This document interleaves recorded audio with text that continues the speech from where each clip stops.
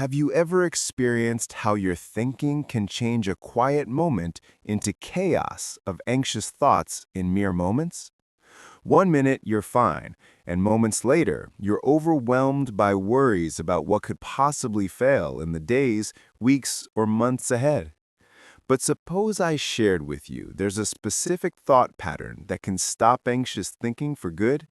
A thought so powerful that it can reconnect you with peace in the blink of an eye, no matter how overwhelming your mental burden feels presently. Keep watching, because the insight I'm ready to share could transform completely about how you experience your life, especially if you're over 60 and experience anxiety as having become your ever-present burden. Built upon collections of academic research undertaken by universities across the globe and public wellness information freely distributed by legitimate health bodies, this content was developed to present contemporary understandings specifically tailored to individuals past 60. And before we go any further, if you're someone who struggles with nervous thinking, accelerated fears, or that continuous experience of discomfort in your torso, help me out right this instant. Click that subscribe button and ring the bell, because this channel focuses on sharing applicable wisdom that truly functions in everyday situations, as opposed to just philosophical ideas that appears useful but offers nothing when you're tossing and turning at the darkest hours. Now, consider this question. When was the last time you sensed authentic calm? Not distracted, not checked out, but legitimately peaceful. For a large number of us, particularly as time goes on, it feels like peace is something from years gone by, something we possessed before responsibilities piled up, before we started obsessing over health complications, monetary stability, family conflicts, and the burden of paths not chosen about alternatives not chosen. Anxiety becomes this familiar background noise, this ever-present shadow whispering what-ifs and doomsday outcomes. But here's what's genuinely true, that therapists and awareness scholars have substantiated through comprehensive study. Nervous energy cannot persist in current reality. Ponder that revelation. Apprehension evaporates in genuine now. It's not feasible. Nervous energy is constantly related to something that hasn't happened yet or previous experiences. It exists completely in the psychological domain of then and upcoming, never in the genuine present. Contemplate this fact. When nervous energy consumes you, what's the real source of your concern? You're anxious regarding a physician's visit on your schedule, a discussion you must engage in, a financial obligation approaching, or you're replaying something from your past, a blunder you committed, things you regret saying, openings you overlooked. But in this present second, during this actual second as you're reading or hearing these words, are you okay? Not tomorrow, not in days gone by, but currently.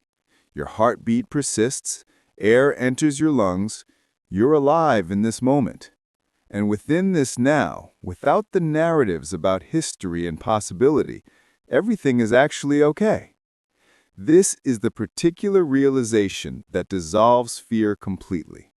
My being is in the now.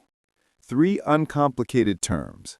I occupy this current instant. Not I'll arrive somewhere eventually. Not I was there before. I exist presently. This is more than just hopeful thinking or merely a pleasant expression to post on your wall. This embodies a basic fact about the character of fear and the power of present moment awareness. When you place your entire awareness to this living second, when you really anchor yourself in the here and now, anxious thoughts disappear because it possesses no solid base. It's comparable to being scared of a ghost when light floods the room. The shadow simply disappears. Let me share an account about someone called Margaret, a woman I heard about from a meditation facility that assists people over 60. Margaret was 72 years old and had dealt with continuous fear for the majority of her grown years. When her husband passed, the anxiety got worse. She constantly stressed over her medical condition, about placing strain on her offspring, about depleting her savings, about dying alone. She would awaken every day with tension throughout her chest, her thinking already in overdrive through all potential disasters that day. She experimented with drugs, she experimented with psychotherapy, she attempted perpetual occupation, but no approach offered permanent comfort. One particular day, during a particularly bad anxiety attack, her daughter spoke simple words. "Mother, regard me at this moment. At this instant. Are you all right? Not eventually, not sometime hence, but right now." Margaret interrupted her thinking, focused on her daughter, took in oxygen, and realized that in that very moment, she was really safe. No crisis was occurring in that instant. The fear related to manufactured tomorrow situations, not current actuality. That was her moment of change. Margaret commenced engaging in what she referred to as her present state inquiries. When anxious thoughts began climbing, she would cease activity and ask, "At this point, am I really okay?" And practically without fail, the reply was positive. She was taking in air, she was secure, she was among the living. The immediate now became her refuge, her mooring location when her mental state endeavored to yank her into whirlwinds of anxiety.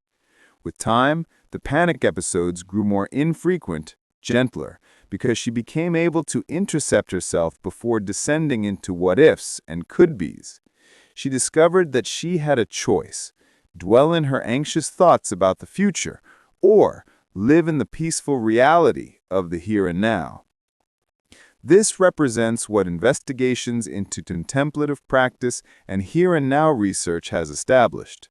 Scholarly research from institutions such as Harvard's Medical Research Center and the Massachusetts Academic Institution have proven that mindfulness practices, which are fundamentally disciplines of current moment focus, can significantly reduce anxiety and stress.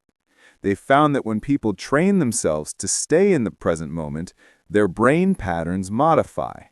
The fear center, the neurological section governing panic reactions, grows less responsive. Simultaneously, areas associated with awareness and emotion moderation become stronger. In other words, staying in the now isn't just a mental trick. It's literally changing your neural pathways to be less worried and more serene. But here's where many individuals reach an impasse. They imagine staying in the now means you must ignore upcoming events or extract wisdom from before. That's not what this is about. Undoubtedly, you must arrange, to make ready, to preserve learned experiences. What makes this different is whether you're reflecting on tomorrow from a grounded position or from a position of nervous energy. When you're grounded in the present, you can assess future matters with clarity and take practical action. When you're consumed by nervous energy, you're just going around in mental circuits that create no positive outcomes. A huge gap separates between constructive preparation and fearful obsessing. Strategy inquires, what steps can I implement now to get ready for the future? Worrying says, what awful event could conspire that I cannot influence? One enables you, the other incapacitates you. If this resonates with you currently, if something connects for you currently, write a comment below with just the number 1. Just 1. That's how I know these words reach individuals who need it, and it helps this message reaching other individuals who are struggling with anxiety. And if you haven't joined yet, kindly do so now, because we're creating a group of persons who opt for quiet over anxiety, current moment focus over anxious thoughts, and I hope you'll become part of this. Let me present you with a practical tool you can apply right now. The next time you feel anxiety creeping in, those typical symptoms of chest pressure building, your thinking accelerating, your physical form tightening, attempt this. interrupt what you're doing, lay one hand on your chest and one hand on your abdomen. Shut your eyes if possible. Inhale slowly and deeply by way of your nose, feeling your midsection grow. Then, exhale slowly through your mouth. As you engage in respiration, say to yourself, I live in this present. I am taking air. Life flows in me. I am fine in this instant. Do this 5 times. 5 inhalations, 5 declarations of present instant reality. What you're doing is moving your attention from the hypothetical situations your brain is manufacturing and anchoring it in the corporal feelings of your body in this instant. Your breathing rhythm is eternally in the present moment. You cannot breathe past breaths or upcoming breaths, merely this inhalation currently. That establishes your breath as the ideal grounding point to bring you back to now. Another approach that many individuals find useful is termed the 5-sense method. When anxiety appears, call out 5 things in your visual field now. 4 objects you can feel, 3 sounds in your environment, 2 aromas you detect, and 1 thing you can taste. This guides your attention into the present moment through your physical perception, and worry can't hold on when you're fully focused on present sensory experience. Try this. You may find how quickly the anxious thoughts lose their power when you're attending to the touch of your feet making contact with the floor, outdoor bird sounds, the taste of coffee still in your mouth. Each of these is present-time encounters, and anxiety finds no territory to occupy when you're fully in the now. I want to talk about a critical matter for those of us over 60. There often is this sentiment that we should have mastered this by now, that anxiety is somehow a personal failing after all these decades of years of living.